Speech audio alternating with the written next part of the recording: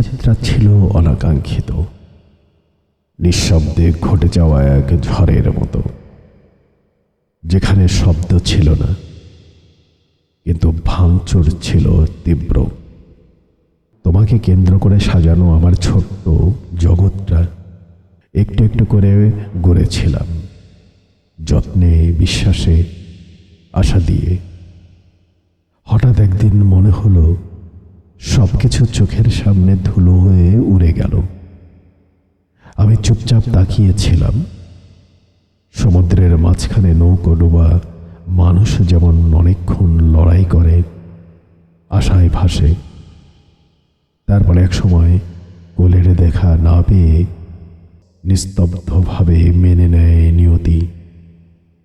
আমি ঠিক তেমনই হার মেনেছিলাম, অসহায়ের মতো গ্রহণ করেছিলাম এক নিঃশব্দ, নিরবিচ্ছিন্ন বিচ্ছেদ, যেখানে তুমি চলে গিয়েছিলে আর আমি থেকে গিয়েছিলাম ভাঙা টুকরোগুলো নিয়ে, নিজের মাঝেই ডুবে যাওয়া এক মানুষ হয়ে।